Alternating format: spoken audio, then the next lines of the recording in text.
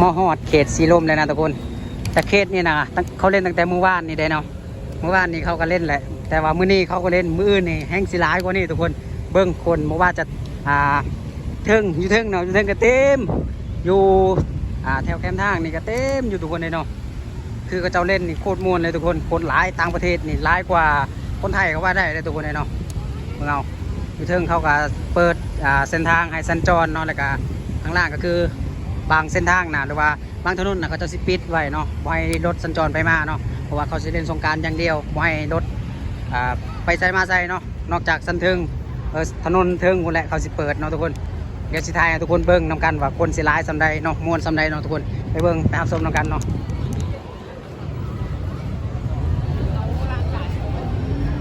นั่นเป็นบอกคนร้ายขนาดเนาะโอ้ยเนาะ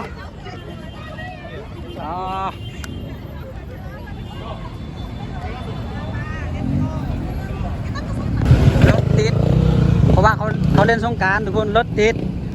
ถนนทางพุ่นคือปิดไว้สัญจรไปแล้วเนาะ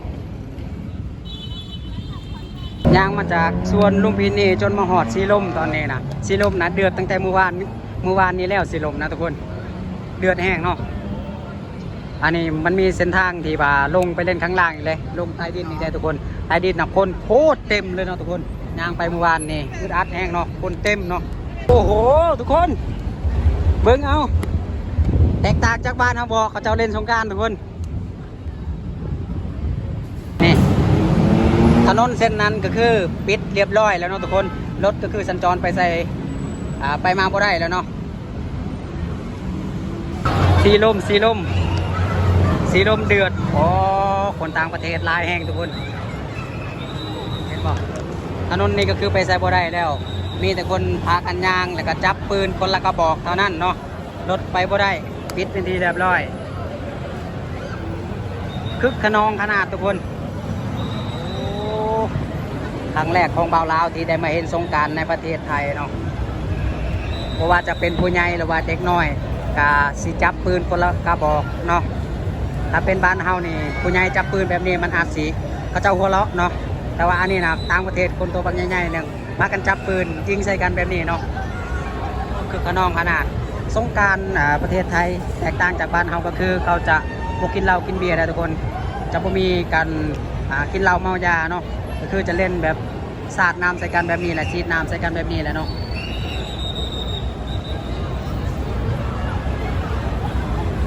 เดี๋ยวจะสิพาทุกคนเบิ่งอีกมุมหนึ่งเนาะอันนี้น่าจะยาวเลยทุกคนตื่นเต้นแห่งเลยทุกคนเลยครั้งแรกที่ได้เห็นแบบนี้เนาะเห็นบ่ทุกคนรถก็คือสัญจรไปมาบ่ได้แล้วเขาเจ้าจะยางเป็นแถวแบบนี้บ่ฮู้ว่าไปฮอดไซเนาะครับบ่ฮู้เพราะว่าจะมีถึงมีลุมมีเต็มหมดมีแต่คนทั้งนั้นเนาะ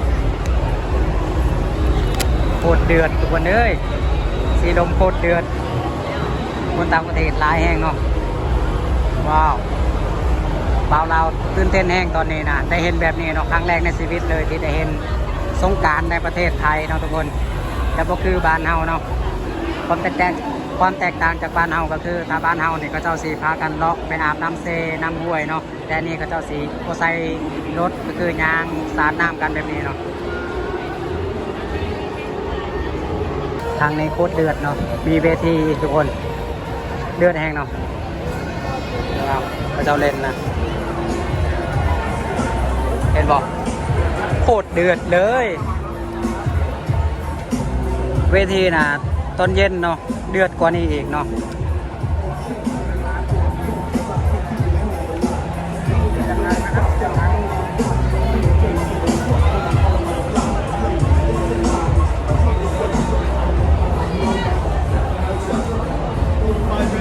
ตอนบ่ายสิเข้าตอนแรกคนแห้งหลายทุกคนเลยคนแห้งเต็มกว่าตอนเที่ยงอีกเบื้องเอาเนี่ยตอนที่ว่าตอนเที่ยงนะตอนที่เขาย่างเนี่ยพอย่างได้อยู่ตอนนี้นะย่างก็ได้แล้วเต็มเนาะเบื้องเอาเต็มเนาะก็คือย่างแล้วก็สิเบียดกันแบบนี้เลยทุกคนคักโอ้ทางพุ่นกับเจ้าเล่นบ่เห็นป่ะ ถ้าหากว่าตอนแรงนะตอนเย็นนะสิมีในส่วนลุมพินีอีกเนาะทุกคนจะมีเวทีเนาะคึกขนองม่วนเนาะทำห้องว่าม่วนแน่นอนเนาะทุกคนตื่นเต้นแห้งเปล่าลาวตื่นเต้นแต่ก็อึ้งแห้งตอนนี้เนาะที่ได้เห็นสงกรานต์อยู่ประเทศไทยครั้งแรกเนาะอึ้งทุกคนเลยเนาะเห็นบ่ข้างล่างก็โอ้ยนะ ขอรบกวนนะครับน้ำเข้านะครับรบกวนคือเกิดการไม่มีน้ำนะครับคือด้วยนะครับขอรบกวนนะครับมีสายอยู่ด้านนี้นะครับขอความร่วมมือนะครับ ถ้าเขายางห่างกันนี่ค่อยว่าเฮาสิบ่ได้เห็นกันบ่ได้เจอกันแท้เนาะถ้าไผที่ไปกับหมู่กับเพื่อนนะถ้าแยกกันจากก้าวหนึงนี่คำห้องว่าบ่เจอกันแท้ๆเนาะเพราะว่ามันยางกันเบียดกันอึดอัดกันแบบนี้แหละทุกคนยางเบียดกันแบบนี้แหละเนาะเห็นบ่โอ้ยตอนนี้บ่าวกล้วยน่ะก็สิยางออกจากห้างนี่แหละก็สิยางไปข้างล่างเนี่ยทุกคนแต่มันไปยากเนาะก็เลย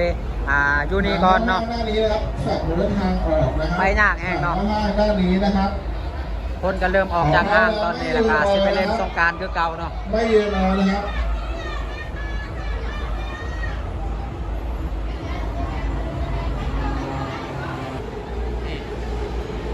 ก็คือถนนพระราม4เนี่ยทุกคนไปบ่ได้แล้วตอนนี้เนาะ ไม่ขอความร่วมมือไม่ขวางทางเข้าหอคานะครับ ตอนเย็นน่าจะเดือดกว่านี้อีกเนาะ ไม่ยืนรอนะครับเคลื่อนตัวได้เคลื่อนตัวเลยนะครับ อันนี้ข้างบนนะทุกคนข้างล่างดูข้างล่างโอ้ข้างล่างก็คือคนต่างประเทศเยอะที่สุดนะทุกคนข้างบนก็อาจจะเป็นคนไทยเนาะส่วนมากคนที่เดินข้างบนนี่เขาเจ้าจะไม่เล่นสงกรานต์เท่าไหร่นะก็คือหรือว่าบางคนเล่นสงกรานต์เสร็จแล้วก็คือจะมานั่งพักผ่อนที่ห้างที่นี่แหละนะแต่ว่าคนที่เล่นสาดน้ำกันก็คือเล่นข้างล่างคือเยอะที่สุดนะดูเอาโอ้คนเกิดเยอะก็คือจะเดินลงไปข้างล่างลำบากนะทุกคนจะลงไปข้างล่างลำบากแล้วตอนนี้นะตอนนี้ก็คือเบากล้วยกับเบาเตยพ่นนะจะลงข้างล่างแล้วทุกคนแต่ว่าลงไปไม่ได้แล้วนะจะลงไปไม่ได้แล้วนะทุกคนจะลงไปดูบรรยากาศข้างล่างจักหน่อยแต่ว่าลงไปไม่ได้แล้วทุกคนเอ้ยเบิ่งเอาย่างก็คือต้องว่ายางไปทีละก้าวทีละนิดทีละหน่อยนะทุกคนจะเดินแบบตอนนี้นะเบากล้วยนะว้าวซับซ้อนกันแล้วทุกคนเลยว้าวทั้งไทยว้าวทั้งลาวผสมกันแล้วตอนนี้เนาะโอ้ว่าซิว้าวไทยแต่ว่าว้าวลาวก็คือว้าวผสมกันแบบนี้แหละทุกคนเนาะทุกคนน่าจะเข้าใจกันภาษาของเบากล้วยว้าวอยู่เนาะลาวไทยผสมกันนี่แหละเนาะก็คือว้าวบ่ถึกแล้วเนาะได้เห็นแบบคนหลายแบบนี้เนาะว้าวบ่ถึกว้าวบ่ไปบ่เป็นแล้วตอนนี้เนาะทุกคนสิเข้ามาตอนเย็นนะคนแห้งหลายทุกคนเลย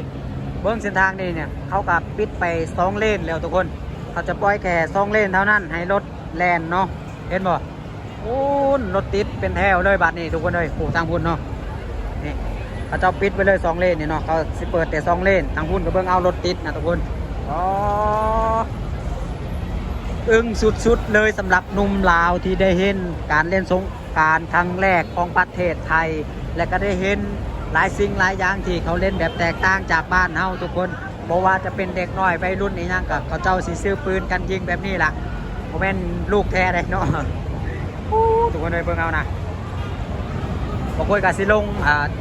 ข้างล่างแล้วทุกคนบัดนี้เนาะเบิ่งทางพุ่นนะโอ้ถนนพระราม4ปิดเป็นที่เรียบร้อยแล้วทางนั้นเนาะรถติดเป็นแถวตุ๊กยังคักทุกคนค่อยว่านะตอนเย็นเขาเจ้าน่าจะปิดไปเลยแหละถนนนี้เนาะทุกคนน่าจะไม่ได้เปิดเนาะข้างบนก็สิเป็นเส้นทางรถไฟเนาะรถไฟกับสิแลนไปมาตลอดเนาะแต่ว่าทางนี้ก็คือไปมาก็คือจะบ่สะดวกปานใดแล้วตอนนี้ทุกคนตอนนี้บอกคุยลงมาจากห้างแล้วนะทุกคนห้างที่บอกคุยอยู่กินนี่เป็นห้างตัวนั้นแหละเนาะบอกคุยลงแล้วเพราะว่าคนหลายแห้งใครจะมาหอดตอนเย็นนะคนแห้งเต็มแห้งหลายทุกคนเลยเนาะเส้นทางก็คือหรือว่าถนนนะเกือบสิไปบ่ได้แล้วตอนนี้เนาะนอกจากทางด่วนเนาะที่ว่าไปสะดวกนะทุกคนเขาเชื่อว่า ต้นเย็นนะเขาเจ้าจะปิดถนนข้างล่างแล้วเขาจะเปิดแต่ถนนด่วนสันเทิงคนแหละเนาะข้างบนคนแหละเนาะเบิ่งส่วนหลายก็จะเป็นต่างชาติเนาะสิหลายที่สุดเนาะไอ้เดียวบอกว่าสิไปหามองนางก่อนเนาะเพราะว่าลงมาจากสันเทิงแล้วก็สิมาหาอยู่แถวนี้แหละแถวสวนลุมพินีนี่แหละทุกคนนั่งเล่นนั่งพักก่อนจักหน่อยเนาะบรรยากาศ4 โมง 5 โมงเย็นแล้วเฮ้ยบรรยากาศ4 โมงแรง 5 โมงแรงเนาะก็ยังแดดอยู่ทุกคนเนาะควรสิไปหาอยู่แถวนี้แหละเบิ่งคนแถวนี้ก็เต็มมืดมีทุกคนทั้งนั้นส่วนหลายก็จะเป็นคนต่างประเทศเนาะทุกคนทางพุ่นนะเรียบร้อยไปบ่ได้ย่างลงมาจากซันเทิงกินนี่ก็โคตรยากทุกคนเลยเพราะว่าคนเต็มมีดีเนาะเบิ่งเอาทางพุ่นนะโอ้ยซูมให้ทุกคนเบิ่งเนาะโอ้สงกรานต์บ้านเมืองประเทศเขาทุกคนเนาะเขาจะปิดถนนเป็นเส้นเลยจะบ่ให้คนจะบ่ให้รถสัญจรไปมาเลยเนาะเป็นทำการเมื่อยแล้วครับพากันมานั่งพักแถวนี้แล้วเนาะคนร้ายมาพักแถวนี้เนาะเส้นนั้นก็เริ่มมาร้ายแล้วตอนนี้นะคนเริ่มมาเรื่อยๆเนาะเห็นป่ะเวลานั่งกับเขาอยู่นี่แหละคอยบูฮัวเขาเอาภาษามันเป็นคนต่างประเทศเนาะทุกคนจากประเทศอย่างเนาะนี่อยากสื่อสารกับเขาจะว่ากับเขากับเขาเป็นเนาะตึกกับโอ้สูงเลย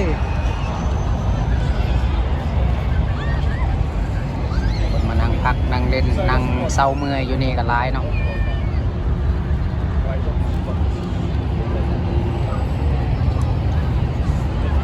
บรรยากาศยามแรงการเล่นสงกรานต์ในตัวเมืองใหญ่ทุกคนนี่แหละสงกรานต์ในประเทศไทยครั้งแรกของเบาป่วยที่ได้เห็นเนาะทุกคนก็คือเห็นครั้งแรกทุกคนเนี่ยเนาะบ้านเมืองเขาเล่นแบบปิดถนนไปเลยทุกคนโอ้โคตรคักโดยเฉพาะคนต่างประเทศเยอะแต่ว่าหลายที่สุดเนาะคนต่างประเทศคือหลายที่สุดเลยทุกคนเขาจะเอามาเล่นเรื่องเนาะคือเริ่มเต็มเริ่มมีคนมาหลายๆแห่งเนาะโคตรคักเลยทุกคนครั้งแรกที่ได้มาเห็นแบบนี้ความแตกต่างจากหมู่บ้านเฮาก็คือแตกต่างไปหลายสิ่งหลายอย่างเนาะทุกคนโคตรคักเนาะบางคนก็คือย่างมาเบิ้งกระเจ้าโดยเฉพาะน้องบ่ได้มาเล่นสงกรานต์เนาะเพราะว่ามื้อนี้บ่ได้ไปเฮ็ดงานเนาะทุกคนเต็มเนาะสงกรานต์ในประเทศไทยก็เจ้าจะบ่ได้กินเหล้ากินเบียร์ทุกคนเนาะคือกินเหล้าเมาสุราก็คือบ่ได้ทุกคนจะเล่นมีสาดน้ำกันอย่างเดียวเนาะม่วนเนาะแบบนี้ก็ม่วนคือกันทุกคนข้างล่างเขาเจ้าก็สิพากันเล่นสงกรานต์ทั้งเทิงก็สิเป็นเส้นทางรถไฟทุกคนนี่ก็ฮอดเวลาตอนเย็นแล้วนะทุกคนคนจากเส้นทางหรือว่าถนนพระราม4เนาะตอนนี้ก็ทะลักเข้ามาในสวนลุมพินีแล้วเพราะว่าเขาเจ้าเล่นมาเมื่อยแล้วเขาเจ้ากับพากันย่างเล่นเท่านี้แล้วเนาะย่างมาจนมาฮอดสวนลุมพินีแล้วทุกคนคนกันหลากหลายแห้งเนาะเพราะว่าเขาเริ่มทยอยเข้ามาในนี่แล้วเนาะอากาศมันก็สีเริ่มเย็นแล้วเพราะว่าสีค่ำเลยเด้อทุกคนเนาะเดี๋ยวสิให้เบิ่งเนาะคนหลายสำใดเนาะตามจุดตามบอนทุกที่เนาะก็สิมีคนมานั่งพักนั่งเศร้าเมื่อยก่อนเพราะว่าเขาเจ้าก็น่าจะเมื่อยแหละจากการที่ว่าเล่นสงกรานต์ย่างทั้งวันนะทุกคน